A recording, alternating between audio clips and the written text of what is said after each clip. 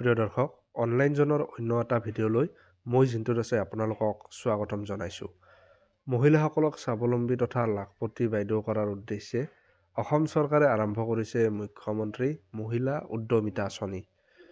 মুখ্যমন্ত্ৰী উদ্যমিতা আঁচনিৰ ফৰ্ম অসমৰ সকলো আত্মসহায়ক গোটৰ মাজতে বিতৰণ কৰা হৈছে। হয়তো আপুনিও ইতিমধ্যে এই ফৰ্মখন পাইছে।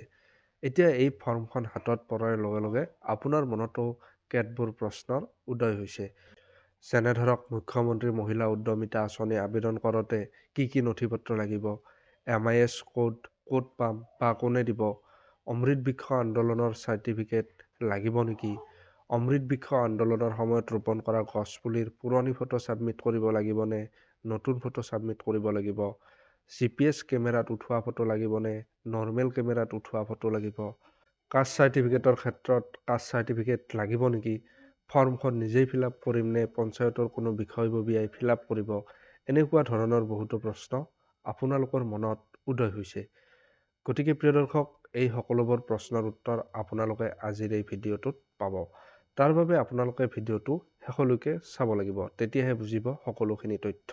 যদিহে আপুনি আমাৰ চেনেলত নতুন, তেতিয়াহ'লে এতিয়াই চেনেলটো ছাবস্ক্ৰাইব কৰক এনেকুৱা ধৰণৰ ইনফৰ্মেটিভ ভিডিঅ'সমূহৰ আপডেট পাবলৈ, আৰু ভিডিঅ'টোত এটা লাইক আৰু শ্বেয়াৰ কৰিবলৈ নাপাহৰিব।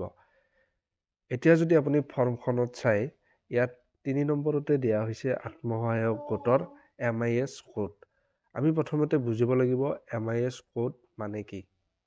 অৰ্থাৎ আপোনাৰ যিটো আত্মসহায়ক গোট, সেই আত্মসহায়ক গোটৰ এটা MIS কোড থাকে, আৰু সেই MIS কোডটো অকল সেই গোটটোৰে নহয়, প্ৰতিগৰাকী গোটৰ সদস্যৰে একোটাকৈ MIS কোড থাকে।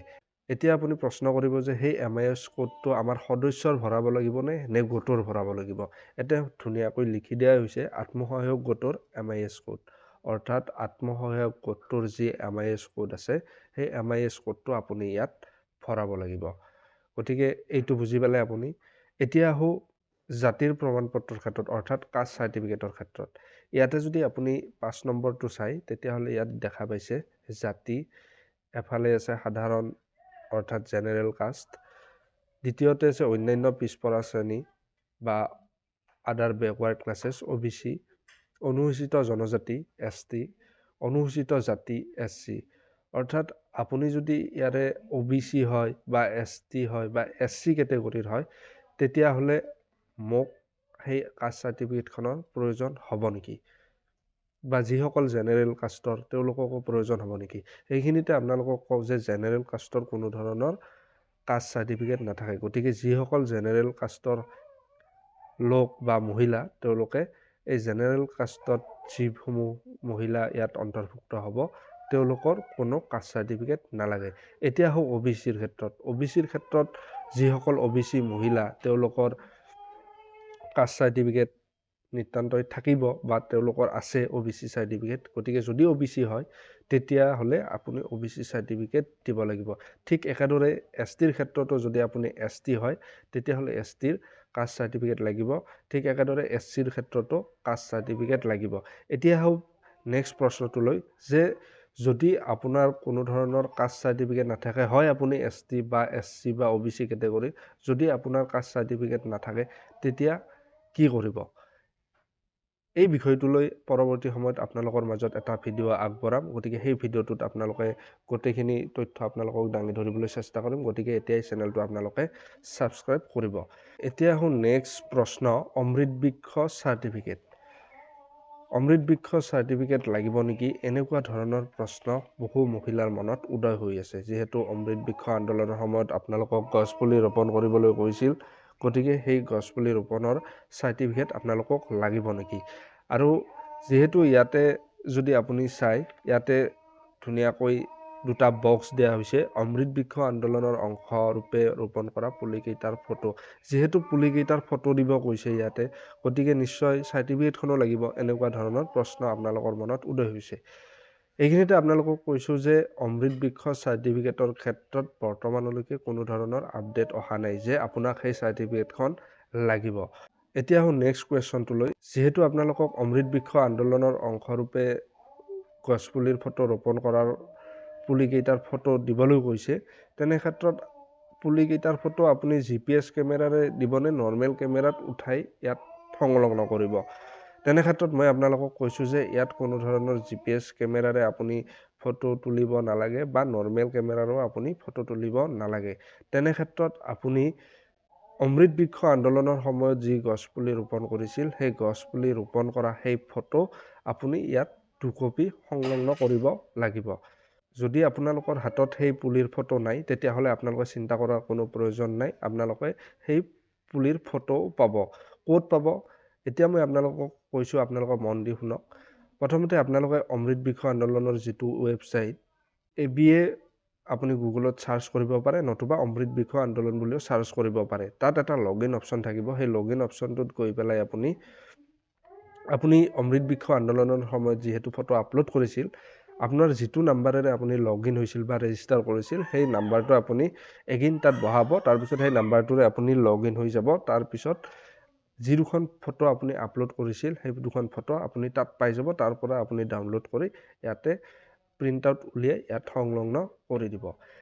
এতিয়া গুৰুত্বপূৰ্ণ প্ৰশ্নটোলৈ, কি নথি লাগিব? কি নথি লাগিব এইখিনিতে আপোনালোকক মই কৈছোঁ যে প্ৰথমতে আধাৰ কাৰ্ডখন লাগিব। আৰু আধাৰ কাৰ্ডখন আপুনি মোবাইল যিটো নাম্বাৰেৰে আপুনি আধাৰ কাৰ্ডখন বনাইছিল বা যিটো নাম্বাৰ আপুনি আধাৰ কাৰ্ড বনাওঁতে দিছিল সেই নাম্বাৰটোৰ সৈতে সংলগ্ন থকা আপুনি আধাৰ কাৰ্ডখন দিব। যদিহে নাই এতিয়াও আপোনাৰ সময় আছে, গতিকে আপোনালোকে সংলগ্ন কৰিব পাৰে। ভৱিষ্যতে হয়তো যিহেতু আজিকালি বেংকটোৰ ক্ষেত্ৰতো যিহেতু কৈছে যে আধাৰ লিংক থাকিব লাগিব, তেনে ক্ষেত্ৰত ভৱিষ্যতে আপোনালোকৰ কামত আহিব। সেয়েহে আপোনালোকে আধাৰ কাৰ্ডত যদি বৰ্তমানলৈকে মোবাইল নাম্বাৰ আপডেট কৰা নাই বা আপোনালোকৰ যদি সেই মোবাইল নাম্বাৰটো নাই তেতিয়াহ'লে আপোনালোকে এতিয়াই আপডেট কৰি ল'ব পাৰে। তাৰপিছত বেংক একাউণ্ট। বেংক একাউণ্ট আপোনাক লাগিব, কাৰণ যিহেতু আপোনাৰ 10,000 টকাটো ডাইৰেক্ট বেংকত ট্ৰেন্সফাৰ কৰা হ'ব। কোনো চেকৰ ইয়াত ঝামেলা নাই। গতিকে আপোনালোকে যিহেতু চৰকাৰে আপোনালোকক ডাইৰেক্ট একাউণ্টত দিব সেই পইচাটো, গতিকে আপোনালোকৰ বেংক একাউণ্টৰ ফটোকপি আপোনাক লাগিব। গতিকে বেংক একাউণ্ট কপিও আপোনালোকে ইয়াত সংলগ্ন কৰিব লাগিব। নেক্সট আপোনালোকক লাগিব পেন কাৰ্ডখন। পেন কাৰ্ডখনৰ কথা বৰ্তমানলৈ উল্লেখ নাই, তথাপিও কৈছোঁ আপোনালোকে পেন কাৰ্ডখন ইয়াতে সংলগ্ন কৰি দিব। তাৰপিছত ৰেচন কাৰ্ড, এনেকুৱা ধৰণৰ যিসমূহ আপোনালোকৰ ডকুমেণ্টছ আছে সেই ডকুমেণ্টছখিনি আপোনালোকে ইয়াতে ফৰ্মখনৰ লগত গাঁঠি দিব। তাৰপিছতে পাছপোৰ্ট ফটো। যিহেতু আপোনালোকক ইয়াতে এটা ফৰ্মখনত দিয়া হৈছে যে পাছপোৰ্ট ফটো, ইয়াত আপুনি ফটো এটা লগাব লাগিব। গতিকে তেনে ক্ষেত্ৰত ইয়াতে ফটো কেইটা লাগিব?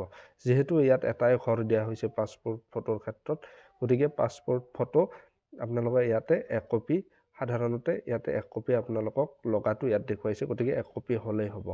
আৰু যিহেতু অতি গুৰুত্বপূৰ্ণ প্ৰশ্নটো হৈছে যে যিসকল মহিলাই ফৰ্মখন ফিল আপ ইতিমধ্যে কৰিছে তেওঁলোকে বাৰু কৰিছে, কিন্তু যিসকলে কৰা নাই তেওঁলোকেতো জনা নাই কেনেধৰণে কৰিব লাগিব। তেনে ক্ষেত্ৰত মই আপোনালোকক কৈছোঁ, যিহেতু চৰকাৰৰ ফালৰ পৰা 2গৰাকীক ট্ৰেইনিং দিয়া হ'ব। আপোনালোকৰ গোটৰ সভানেত্ৰী বা সম্পাদকক যিহেতু